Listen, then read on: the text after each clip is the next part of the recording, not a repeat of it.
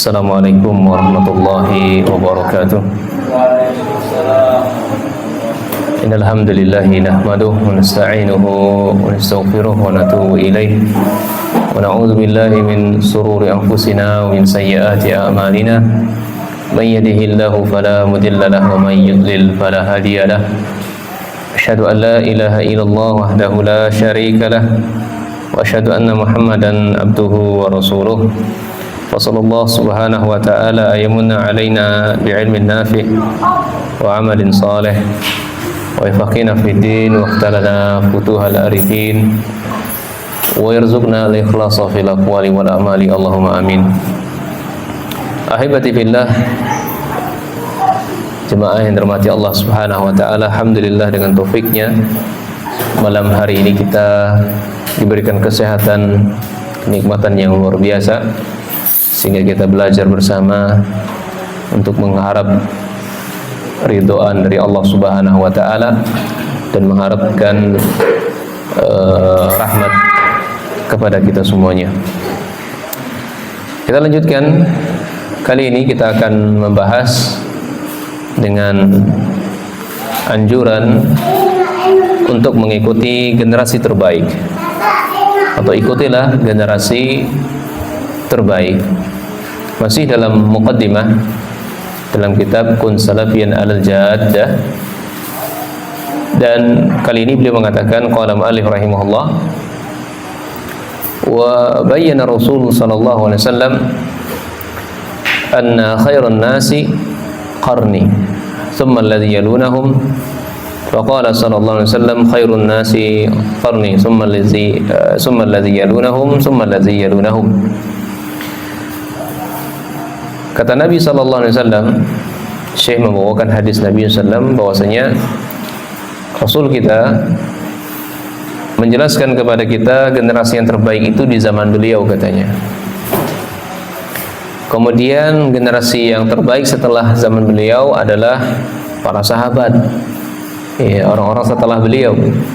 Ini para sahabatnya. Kemudian generasi yang terbaik setelah sahabat ini adalah para tabi'in. Inilah tiga generasi yang terbaik yang mesti diikuti oleh seluruh umat Nabi sallallahu alaihi wasallam. Hadis ini diriwayatkan oleh Imam Bukhari. Kemudian lebih lanjut beliau mengatakan wa amara bi tibai sunnatihi khulafaihi ar-rasyidin wa hazara min mukhalafatihim. Beliau mengatakan perintah untuk mengikuti sunnah beliau. Maksudnya di sini sunnahnya generasi terbaik. Siapakah dia? Ini khulafa ar-rasyidin. Ini sunnahnya siapa ini? Khulafa ar-rasyidin. Sunnahnya Abu Bakar As-Siddiq.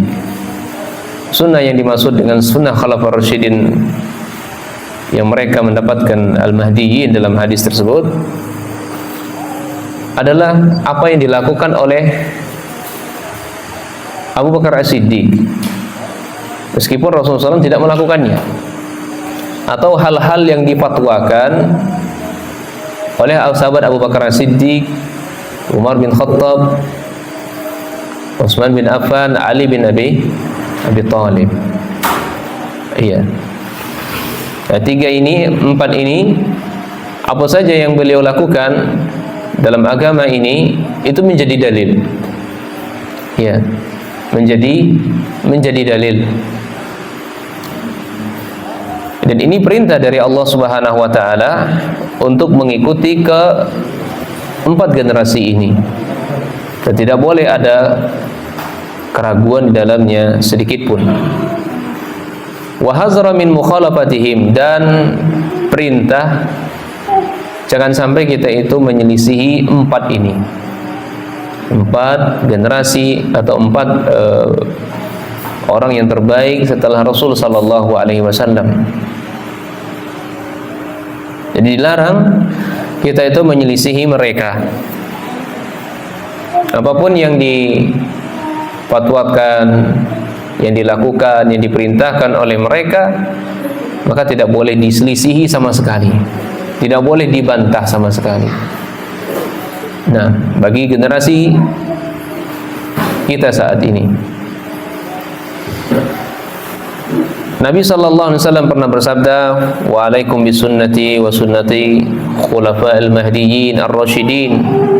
Tamassaku biha." Ini rekomendasi.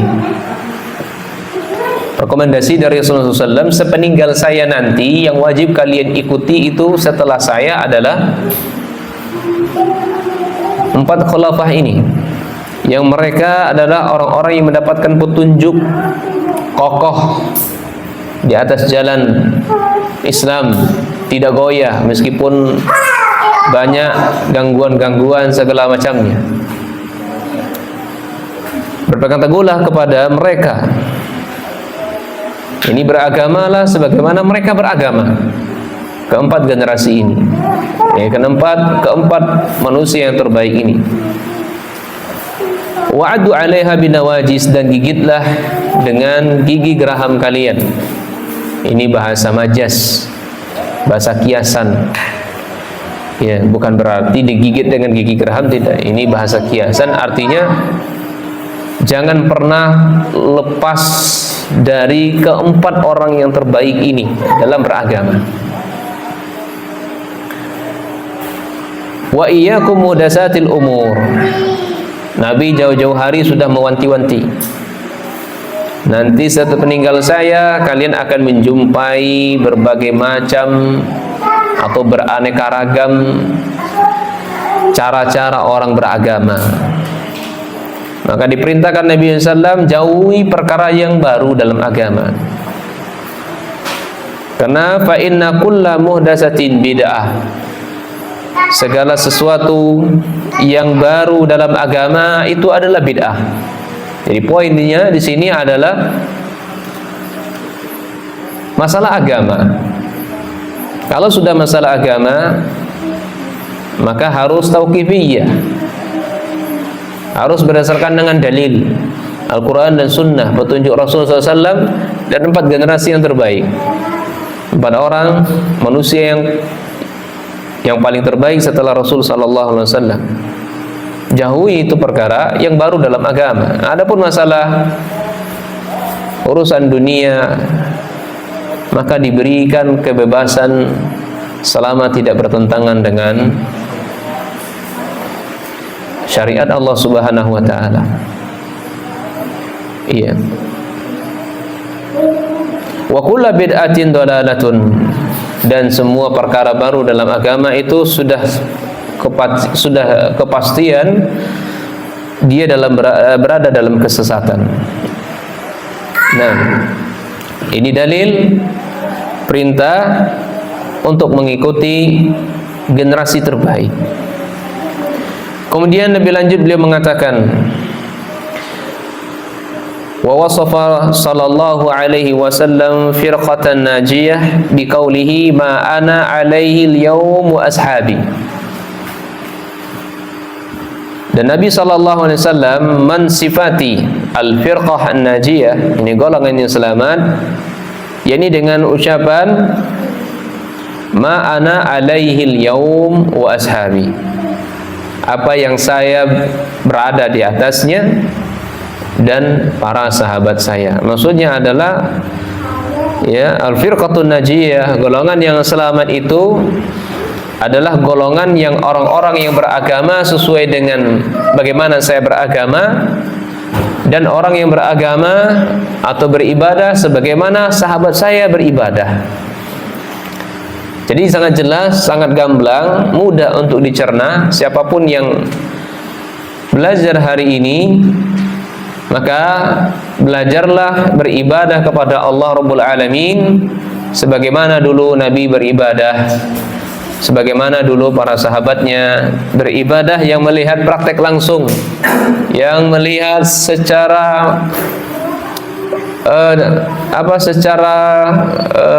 tidak ada penghalang untuk melihat bagaimana bentuk ibadah Rasulullah SAW. Jadi langsung dilihat. Jadi mereka adalah para sahabat. Di sini Rasul sallallahu alaihi wasallam, "Ma ana alaihi al-yawm wa ashabi." Tentu tidak serta-merta Rasul SAW mengatakan demikian, tidak. Tapi ada asal muasalnya. Di awal Nabi SAW mengatakan, "Iftaraqatil yahud ala 71 firqah." Orang-orang Yahudi itu mereka banyak kelompoknya, banyak sektenya. Dan Nabi mengatakan sekte mereka ini ada 70 kelompok. Ini bukan berarti orang Yahudi sektenya 71 sekian, tidak. Iya, tapi menunjukkan kelompok mereka ini sangat banyak. Demikian pula wa iftaraqatil nasara ala 72 firqah. Orang Nasara tambah 1. Kalau Yahud itu 71, orang Nasara tambah 1, jadi 72. 72 golongan, kelompok. Wa sataftariqu hadhihi al-ummah ala 73 firqah. Nah, kalau umat saya ini, kata Nabi SAW, itu mereka menjadi 73, 71, 72, 73, tambah-tambah 1 saja. Ingat, kelompok mereka ini sama sekali tidak menunjukkan jumlah batasan. Kalau kita lihat saat ini saja, orang-orang yang mengatasnamakan Islam, mereka berkelompok-kelompok, oh saya ini kelompok ini, oh saya kelompok itu. Kalau ditotalkan, itu sudah lebih, ya, lebih dari 73, banyak sekali. Maka teranglah bagi kita 71, 72, 73 itu tidak menunjukkan jumlah pembatasan, tapi menunjukkan jumlahnya, banyaknya kelompok. Iya. Kulluha finnar illa wahidah. Subhanallah ya. Ini Nabi yang berfirman, Nabi yang bersabda. Nabi berucap itu bukan karena hawa nafsu, tidak spontanitas. Nabi mengatakan melalui wahyu dari Allah. Allah bahasa isyaratnya begini, ya Muhammad, sampaikan kepada umatmu bahwasanya agama Yahudi itu sekian banyaknya, agama Nasara itu banyak sekali, dan umatmu itu banyak sekali. Nah, semua itu tuh mereka tersesat semuanya itu. Semua mereka itu masuk neraka. Ini vonis dari Allah, bukan dari kita. Ya. Ini Allah Rabbul Alamin yang mengatakan demikian. Bukan dari Nabi sallallahu alaihi wasallam. Nabi hanya menyampaikan. Bukan agama dibuat-buat Nabi sallallahu alaihi wasallam. Yang selamat dari semua mereka itu hanya satu. Orang-orang Yahudi yang selamat ya satu. Orang-orang Nasrani yang selamat ya satu. Dan orang-orang yang selamat dari agama Islam ya satu. Orang Yahudi yang selamat dari kalangan Yahudi siapa? Ya mereka yang menisbatkan diri mereka sebagai pengikut Nabi Musa alaihi salatu wassalam, atau orang-orang yang mengikuti ajarannya Nabi Musa alaihi salatu wassalam. Kenapa? Karena semua agama para nabi itu adalah agama tauhid. Seluruh anbiya wa rasul agama mereka satu, yaitu Islam. Mereka istislamu lillahi bitauhid, tunduk dan patuh kepada Allah dengan mentauhidkannya, tidak menduakan Allah sama sekali, tidak membangkang kepada Allah. Seluruh nabi dan rasul. Yang selamat dari kalangan Nasara adalah mereka yang mengikuti, yang menolong, yang berjibaku menolong agamanya Allah Rabbul Alamin bersama Nabi Isa alaihi salatu wassalam. Siapa yang mengimani Nabi Isa, mentauhidkan Allah tentunya, maka mereka lah orang-orang yang dimasukkan oleh Allah ke dalam surganya. Demikian pula agama Nabi sallallahu alaihi wasallam, Nabi Muhammad, nama Islam yang dibawa oleh beliau, ya tentu agama tauhid juga, adalah orang-orang yang beragama sebagaimana beragamanya Nabi sallallahu alaihi wasallam. Nah, qila, dikatakan oleh para sahabat, ya Rasulullah, ya Rasulullah, man hiya ya Rasulullah, siapakah orang yang selamat itu ya Rasul? Dari kalangan umat Nabi Muhammad SAW itu yang selamat siapa? Faqala sallallahu alaihi wasallam, man kana ala misli ma ana alaihi wa ashabi. Itu yang selamat. Orang-orang yang berpegang teguh di dunia saat ini, mereka ketika beribadah kepada Allah dipastikan dia beribadah sesuai arahan Rasul, sesuai petunjuk Rasulnya. Salatnya sesuai petunjuk Rasul atau tidak, puasanya pun demikian. Seluruh bentuk ibadahnya dicocokkan dengan Rasul sallallahu alaihi wasallam. Bagaimananya Rasul beribadah. Demikian pula ya wa ashabi, para sahabatnya. Abu Bakar As-Siddiq, Umar bin Khattab, Utsman bin Affan, Ali bin Abi Thalib, Talha bin Ubaidillah, ya, Zubair bin Awwam, dan seterusnya dari sahabat-sahabat Nabi sallallahu alaihi wasallam yang menyaksikan wahyu itu turun. Nah, kemudian wa innan bani Israil tafarraqat ala sintina wa sab'ina millah wa taftariqu ummati ala salasin wa sab'ina millah kulluhum finnar illa millata wahidah. Nah, ini hadis yang semakna dengan hadis di atas. Man hiya ya Rasulullah? Ma ana alaihi wa ashabi. Nah, di sini hadisnya diriwayatkan oleh Imam Tirmizi. Hadis ini dihasankan oleh Imam Albani rahimahullahu taala. Kemudian lebih lanjut saya mengatakan, qad dallat hadhihi an-nusus wa ghayruha ala wujub ittiba'il kitabi wa sunnah wa wujub ittiba'is sabilil mu'minin. Jadi dalil-dalil yang diungkapkan Syekh di atas, berapa dalil itu? Ada tiga dalil. Ya, yang diungkapkan oleh Syekh di atas. Ini menunjukkan wajibnya mengikuti Al-Quran, mengikuti sunnah Rasul sallallahu alaihi wasallam. Wajibnya kita mengikuti para sahabat. Ya.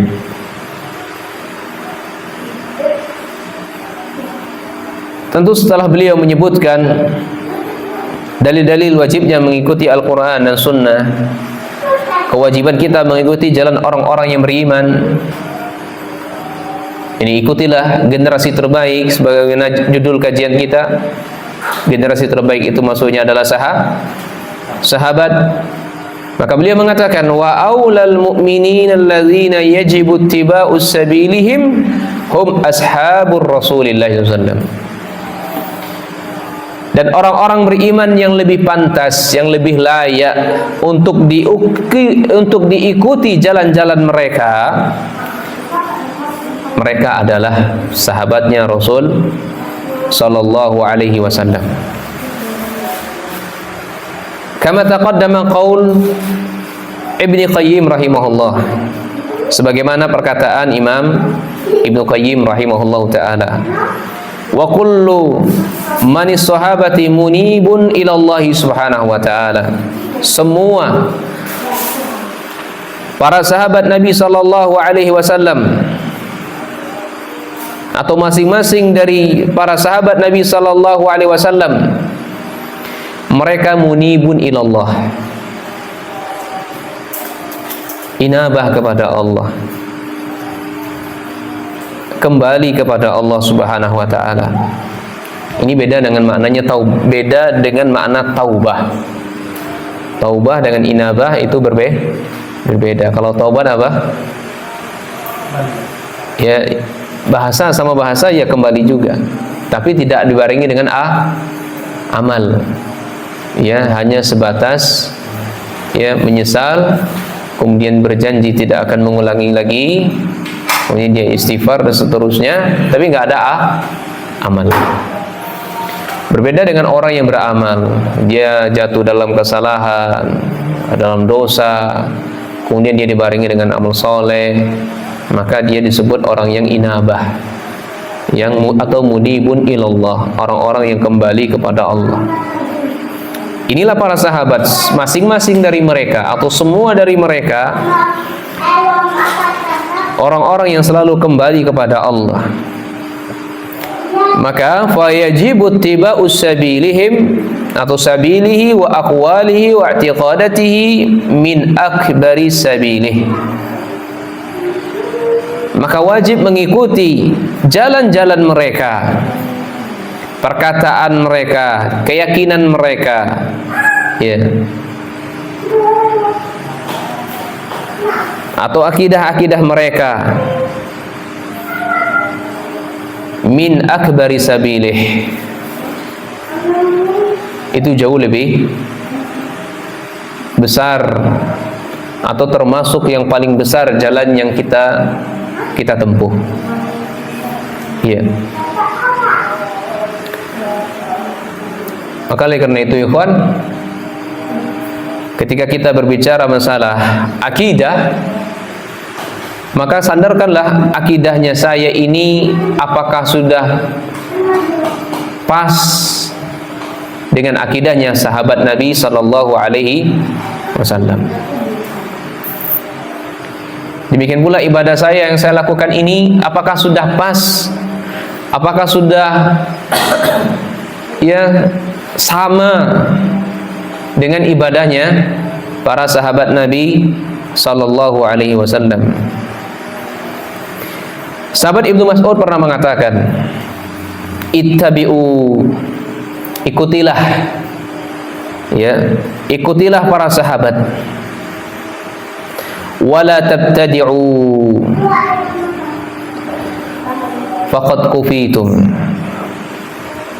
Yang pertama kata beliau, ikutilah sahabat, dan jangan kalian menyelisihinya. Jangan kalian berbuat bid'ah, karena mereka itu para sahabat sudah dicukupkan. Artinya mereka sudah diberikan pemahaman yang sangat diridhoi oleh Allah dalam beragama. Syariat Allah sudah dilengkapkan untuk mereka. Oleh karena itu janganlah kalian membuat perkara baru dalam agama. Imam Ahmad bin Hanbal juga mengatakan, usul sunnah indana tamassuku bima kana alaihi wa ashabu Rasulillah sallam waqtadu bihim wa tarkul bid'ah. Usul sunnah, pondasi sunnah di sisi kami adalah mereka berpegang teguh kepada para sahabat Rasul sallallahu alaihi wasallam. Mereka mencontoh para sahabat dan mereka meninggalkan perkara baru dalam agama.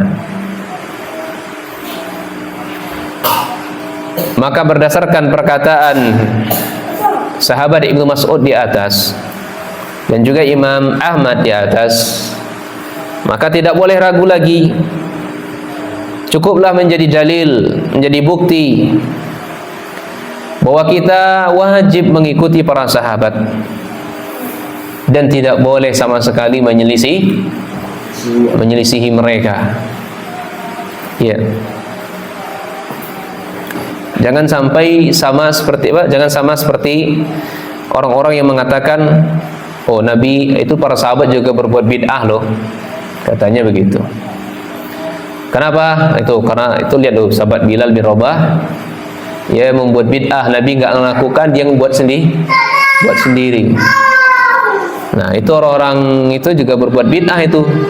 Nah, berarti Bilal juga di neraka berarti vonisnya karena Bilal berbuat bid'ah.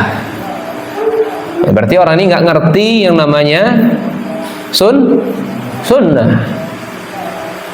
Padahal ayat di atas dan dalil di atas sudah jelas. Allah perintahkan kita untuk mengikuti sahabat. Apa saja perkataan dia, perbuatan dia, keyakinan mereka, muamalah mereka, semuanya wajib kita ikutin. Karena mereka sudah diridhoi oleh Allah. Dalam agama mereka dijamin oleh Allah tidak akan pernah salah.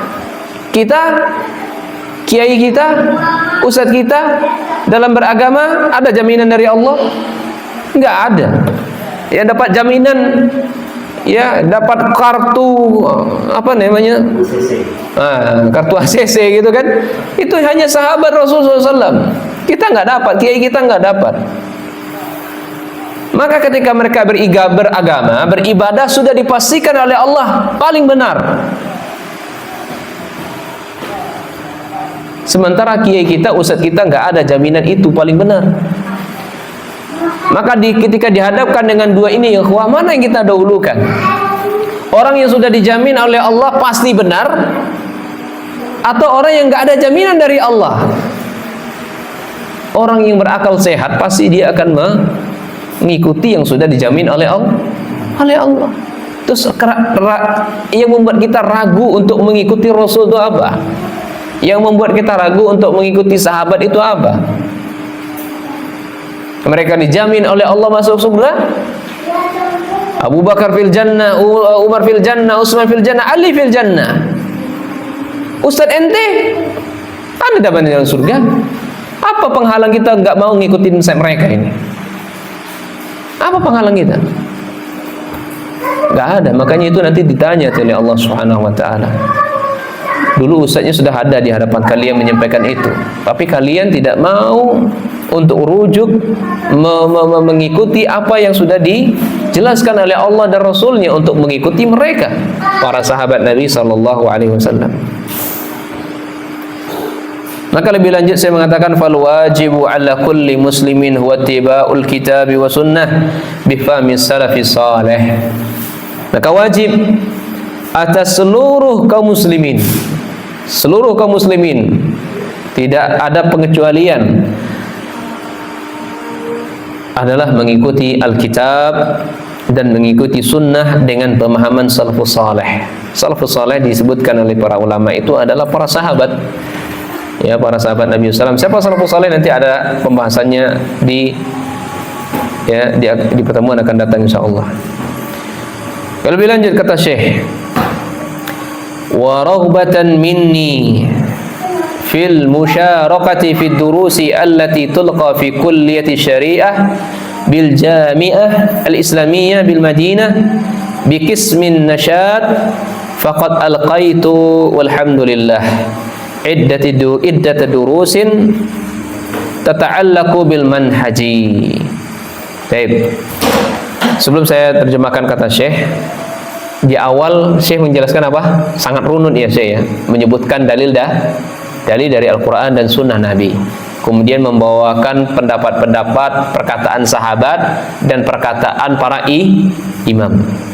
Nah, maka kesimpulan dari sini, ada nggak Syekh berdalilkan dengan hawa nafsunya? Ada nggak Syekh di penulis kitab ini keluar dari pendapatnya sendiri? Saya berpendapat begini loh. Ada? Tidak ada. Nah, demikianlah ya para ulama salaf, mereka beragama sesuai dengan dalil. Kata Syekh,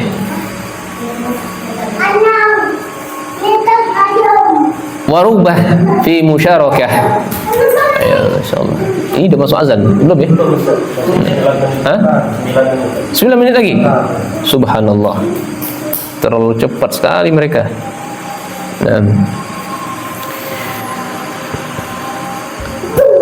Kemudian setelah itu, ya, barulah beliau menyebutkan alasan penulisan kitab ini. Ya. Alasan beliau katanya, waroghbatan minni, gitu kan, keinginan dariku, fil musyarakah fid durus, ingin menyumbangkan beberapa pelajaran allati tulqa fi kulliyati syari'iyyah al jami'ah, yang disampaikan di Fakultas Syariah, yakni di Madinah ya, di UIM, di lembaga An-Nasyad namanya, bil Madinah bi qismin nasyad. Faqad alqaitu, ya, aku menyampaikannya, walhamdulillah, dengan pujian hanya milik Allah Subhanahu wa taala, iddat durus, dengan beberapa pelajaran yang kaitan dengan manhaj. Bil manhajis sahihi manhajis salaf, ini berkaitan dengan manhaj yang benar tentunya, ini manhaj salafus saleh. Wa man tabi'ahum ala manhajihim, dan orang-orang yang mengikuti manhaj mereka dengan benar. Wa qad raghaba atau wa qad raghiba minni ba'dul ikhwah an atba'a hadhihi durus faraja'tuha wa adaitu wa adaftu ilaiha ba'd al-idafat muta'alliqati bil mawdu'. Fara'aitu min al-munasib tasmiyatuha kun salafiyan 'ala al-jaddah. Wa qad tadammanat al-umur taliyah. Nah, ini juga penyebab beliau menuliskan kitab Kun Salafiyan ala Jaddah. Jadi yang pertama, poin di atas tadi apa beliau? Beliau ada pelajaran-pelajaran di Universitas Madinah. Nah, beliau ini dikhususkan untuk beliau pelajarannya tentang manhaj. Ya, tentang manhaj. Ya, bosnya bolehlah diterjemahkan dengan terjemahannya ceramah beliau begitu ya, ceramah. Beliau punya kajian atau ceramah yang ditugaskan ke beliau khusus tentang membahas manhaj. Sudah ngaji, akhirnya beliau bahas tentang manhaj. Nah, setelah selesai pengajian, kata beliau, ada ya ba'dul ikhwah an atba' hazi durus. Nah, kayak begini nih, kita kan lagi kajian nih. Nanti setelah selesai kajian, nanti tolong ya Bu Wildan, Kasbidi dan kawan lainnya, itu akan direkam tuh. Nanti rekam saya itu transkrip ulang. Nah, gitu bicaranya. Nah, Masya Allah ya, Ustadz kita, Ustadz Firanda Adirja, beliau punya tim pun juga demikian. Tapi beliau bayar itu tim. Ya, beliau kerja, fokusnya itu ceramah-ceramah Ustadz itu yang sudah direkam, ya, diketik ulang. Jadi buku. Sebelum disebarkan, nanti dicek lagi sama Ustadz Firanda, diterjemahkan. Demikianlah para ulama dulu, seperti Shalih Utsaimin juga demikian, Syekh Ibnu Baz juga demikian, kemudian Syekh Shalih Fauzan pun juga demikian, Syekh Utsaimin juga demikian. Semua para masyayikh, kebanyakan mayoritas dari para ulama, murid-muridnya yang menuliskan untuk gurunya. Nanti sudah jadi tinggal di cross check. Nah, Syekh pun juga melakukan seperti itu. Jadi ada sebagian muridnya menginginkan dari Syekh untuk mencetak, membukukan pelajaran-pelajaran. Setelah tercetak, sekumpulnya akhirnya faraja'tuha. Aku murojaah dulu, kata Syekh. Aku murojaah itu artinya aku cross check dulu. Ya. Mana yang layak, mana yang enggak layak, nanti dipotong kayak begitu. Wa adaftu ilaiha ba'dul idafat muta'alliqat bil mawdu'. Nah, barulah beliau ya menambahkan ketika ada yang kurang, ditambahkan, ketika ada yang berlebih yang rasa-rasa itu enggak pas, maka itu dicopot gitu ya. Seperti ini kayak kelima itu dihilangkan, enggak harus ditulis. Begitu. Kalau orang Arab mungkin kayak gagap begitu, itu dipotong. Nah, wa ra'aitu min munasib tasmiyatuha. Kemudian setelah jadi kitabnya itu, barulah beliau namakan kitabnya dengan Kun Salafiyan ala Jaddah. Ya, jadi nggak harus ya kalau kita di kampus kayak begitu ya. Kita diajarkan di kampus, cari judulnya dulu apa. Ya, kalau bikin skripsi kan cari judulnya apa. Jadi baru ada nanti buat kerangka dan seterusnya. Kalau saya ini menarik enggak. Jadi beliau diberikan amanah menyampaikan kajian manhaj, ceramah manhaj. Nah, setelah selesai ceramahnya itu, ya barulah diberi judul apa yang pas ini. Kitab ini judulnya apa yang pas. Maka yang beliau pilih yang cocok, yang pantas, judulnya adalah Kun Salafiyan ala Jaddah. Kalau kita terjemahkan di sini adalah jadilah salafi sejati. Kalau saya lebih bebas lagi terjemahannya. Ya, saksikanlah aku salafi. Nah. Taib. Wa qad tadammanat umur taliyah. Nah, barulah kita masuk poin-poin yang akan disampaikan oleh beliau dalam kitab ini. Ini sudah benar Hasan? Belum? Belum. Baik, kita selesaikan saja. Selesai di sini ya. Nah, kita akan sebutkan yang dibahas dalam kitab ini. Ya, ada yang dibahas poin-poin dalam kitab ini. Kalau Anda sebagai dosen mungkin Anda tunjuk. Ya. Kaifan, nanti di rumah bikin makalah judulnya apa maksud dengan sunnah. Ya, judulnya Al-Maqsudu bis Sunnah. Kayaknya enggak apa-apa. Kayaknya enggak apa-apa. Oh iya, kalau bersedia alhamdulillah. Ya. Ya, jadi kan dosen kerja kan gitu kan. Masuk kelas panggil orang, "Sini, kamu cari ini ya. Minggu depan jumpa lagi presentasikan." Kan begitu gitu. Ya. Pertemuan hanya sebentar, hanya beberapa menit, saya keluar. Dosennya keluar. Taib. Jadi yang yang dibahas yang pertama poin di sini adalah apa maksud dari sunnah. Al-maqsudu bis sunnah. Kemudian poin yang kedua adalah musammiyatu syar'iyyah li ahli sunnah wal jamaah. Musammiyat. Nah, siapa yang mengambil poin ini? Musammiyat itu nama-nama syar'i untuk ahli sunnah wal jamaah, atau bahasa lainnya nama lain dari ahli sunnah, nama lain dari aswaja. Ya, nama lain dari aswaja apa? Cari itu beserta dalil-dalilnya. Ya, firqatun najiyah, at-taifatul mansurah, ya kan? Ahlul asar, ahlul hadis. Ya, itu tuh dicari itu. Ya, amanah dalilnya. Kemudian poin yang ketiga, al-maqsudu bis salaf. Ya. Apa maksudnya salaf? Atau siapa yang disebut salaf itu? Ya, siapa yang disebut salaf?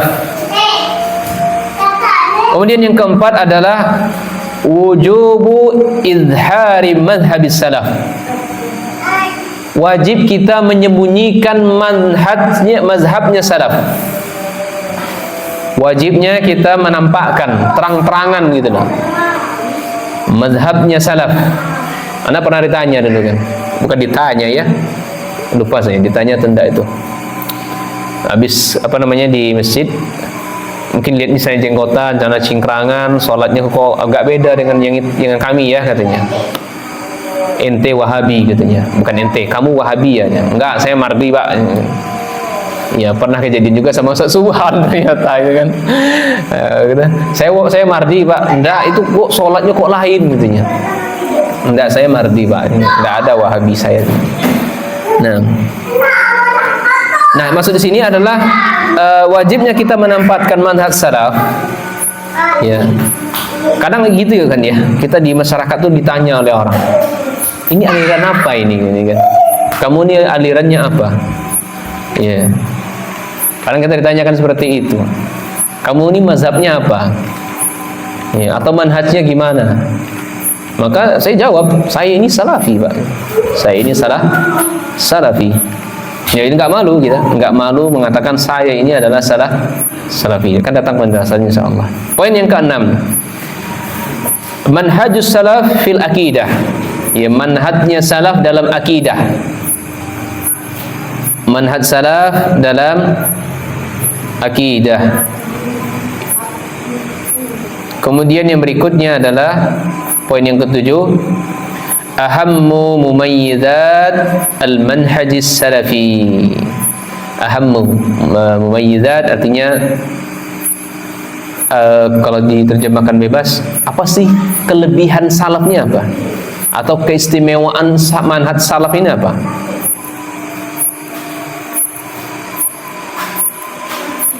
Keistimewaan manhaj salaf. Kemudian yang ke-8, manhaju ahli bid'ah wal ahwa. Manhajnya ahli bid'ah dan wa ahwa. Ahwa ini ahli nafsu, pengikut hawa nafsu. Yang ke-9, tariqul khalas Huwa bittiba'i wa tarkil bid'ah. Tariq ini jalan.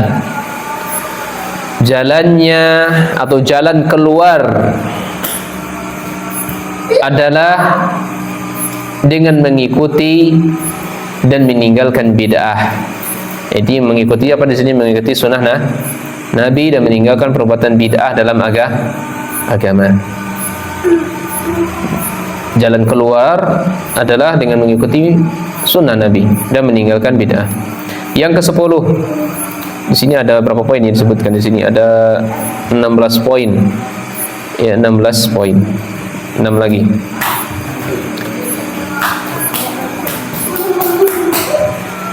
Yang ke-10. Azan dulu ya. Sudah masuk itu? Tidak, kita azan dulu.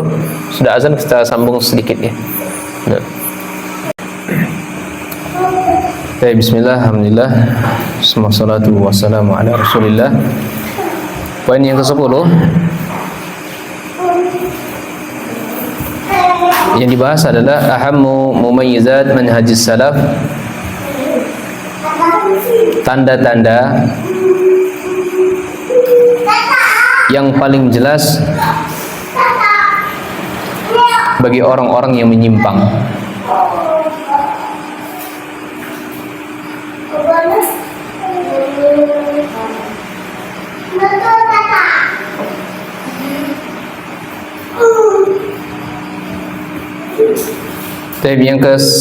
Yang ke-11 tadi 10 ya, 11 ba'dul qawaid fil manhajis salafi.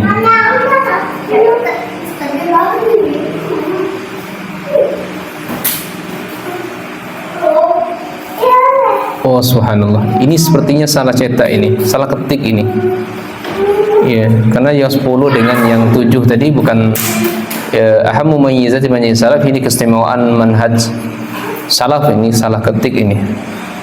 Nah, itulah apa ala kulli halin. Baik. Yang ke-11 ba'dul qawaidi fil manhajis salafi. Ini beberapa kaidah-kaidah dalam manhaj salaf.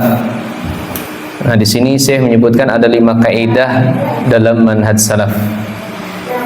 Kaidah yang pertama adalah qaidatun fil amri bil ma'ruf wa nahyi 'anil munkar. Kaidah-kaidah dalam perkara amal ma'ruf dan nahi munkar.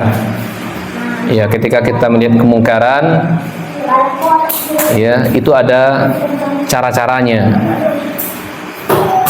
Amal ma'ruf pun juga ada cara-caranya. Kemudian yang kedua, kaidah yang kedua adalah qaidatun fil ibadat.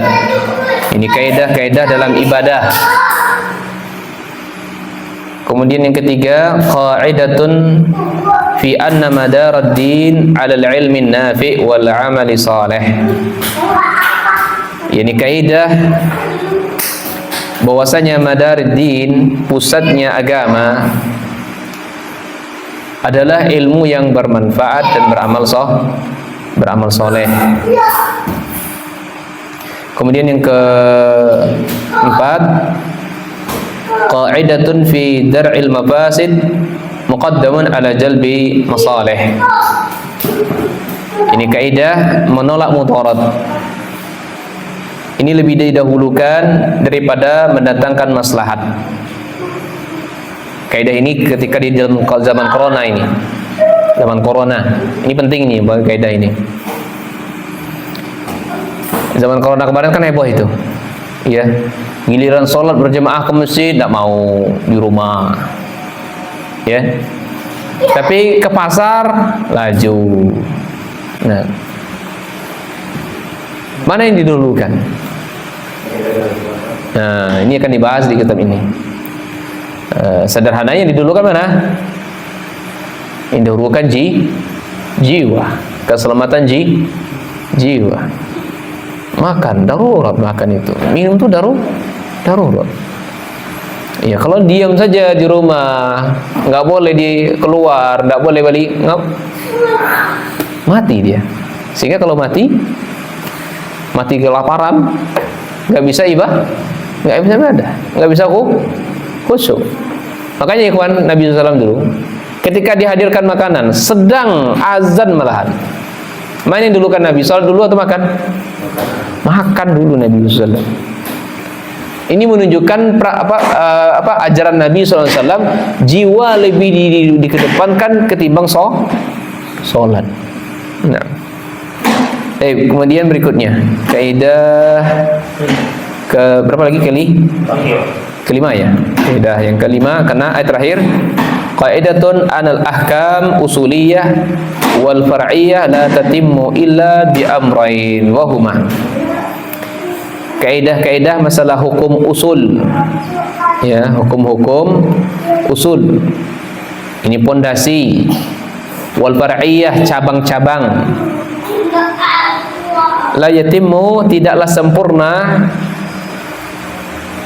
keduanya, la yatimmu illa bi amrayn wa huma, kecuali dua perkara. Apa saja itu? Yang pertama adalah wujudus syurut, adanya syarat. Adanya syarat. Syarat apa? Ini harus syarat-syarat yang harus terpenuhi. Ya, syarat-syarat yang harus dipenuhi. Kemudian yang kedua, wantifaul mawani, adanya penghalang. Ya, atau wantifaul mawani, hilangnya mawani, tidak adanya penghalang. Itu maksudnya wantifaul, tidak adanya penghalang. Terpenuhinya syarat, tidak adanya penghalang. Jadi sempurnalah usulnya, ya sempurnalah sah cabang. Seperti apa? Kalau dalam masalah usul, kejadian yang dialami oleh sahabat Amr bin As, dipaksa untuk kalimat kufur, harus berani menghina Rasul. Iya. Kemudian juga itu masalah usul. Kalau masalah far'iyah, ya masalah apa contohnya? Ya, tidak adanya penghalang.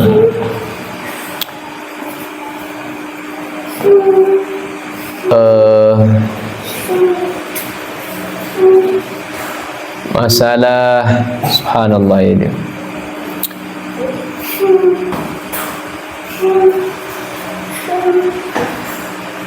Allah musta'an, dilupakan saya. Masalah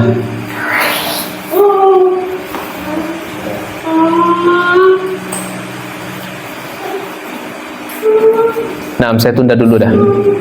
Dilupakan saya. Enggak, cadar tidak. Masalah cabang ni tidak adanya penghalang. Ya. Dilupakan saya. Kita lewatkan saja. Yang kedua, mauqifus salaf minal mubtadi'in mubtadi'ah al-hazr wa tahzir. Sikap para salaf terhadap ahlu bid'ah. Apa sikapnya? Waspada.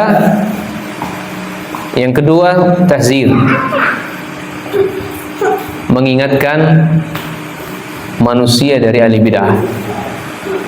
Hati-hati. Jadi kalau bergaul dengan ahli bid'ah harus hati-hati.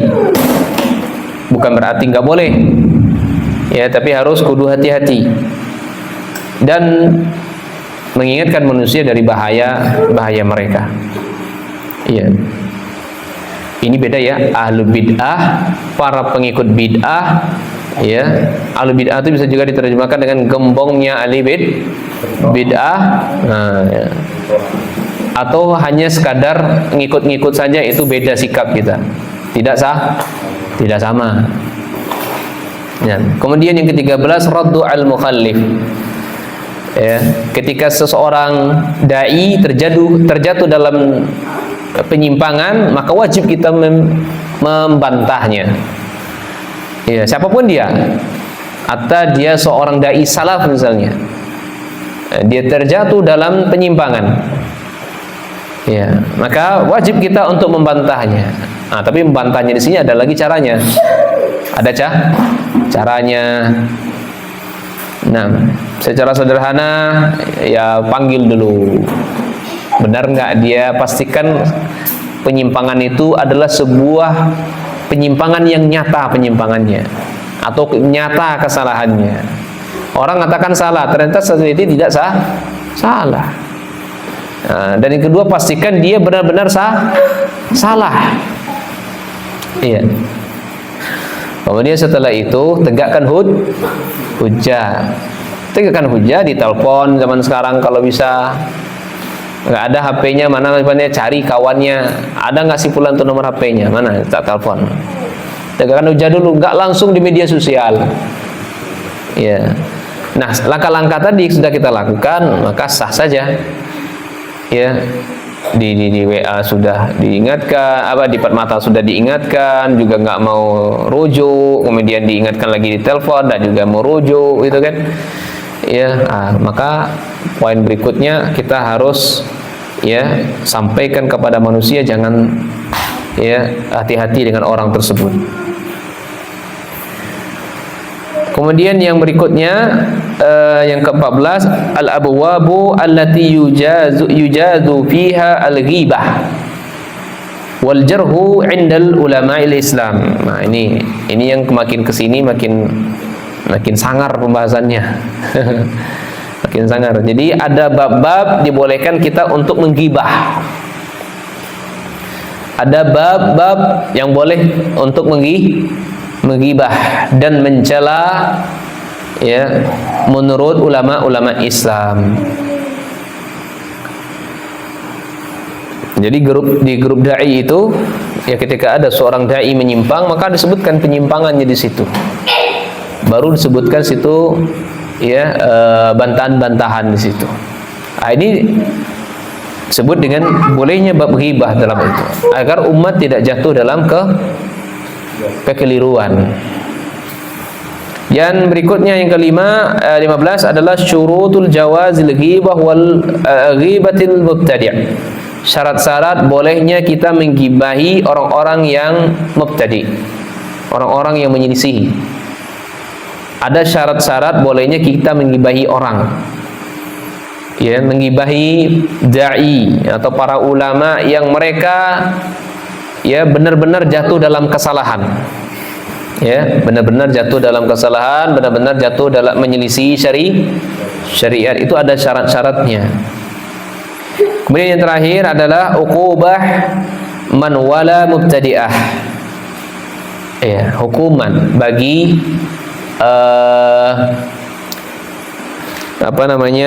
dai itu sudah jelas menyimpang, sudah diingatkan oleh dai lain dia menyimpang, maka murid-muridnya yang belajar dengan dia itu ada hukuman untuk dia,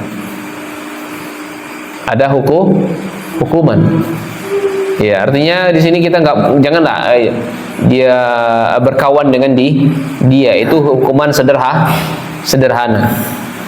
Jadi ada hukuman-hukuman orang-orang yang menampakkan kecintaan, loyal kemana-mana, disanjung-sanjung dai tersebut.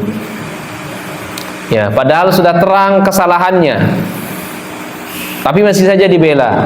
Misalnya dai ini ya bermaksiat terang-terangan. Ya, contohnya dai-nya ya gandeng akhwat yang bukan mahram dia. Ya, atau ngajak akhwatnya ya macam-macam yang enggak benar begitu kan. Dia tahu dai yang dicintai tadi terus dibela-bela. Maka kita menentukan sikap kepada orang yang mencintai dia. Baik, kemudian beliau tutup, asallallahu ta'ala ayyarzuqna al-ikhlasa fil qawli wal a'mal. Kami mohon kepada Allah agar Allah memberikan rezeki kepada kita, ya, rezeki berupa keikhlasan dalam ucapan dan perbuatan. wa yu'afiqana wal muslimin lil ilmi nafi. Semoga Allah berikan taufik kepada muslimin agar diberikan ilmu yang bermanfaat dan amal saleh. Wa yanfa' bima katabtu. Semoga juga Allah memberikan manfaat terhadap apa yang aku tulis. Wa sallallahu wasallam ala abdihi wa rasulihi nabiyina Muhammad wa ala alihi washabihi ajma'in. Al-fakhir ila 'afi rabbih. Subhanakallah wa bihamdika asyhadu an la ilaha illa anta astaghfiruka wa atubu ilaik.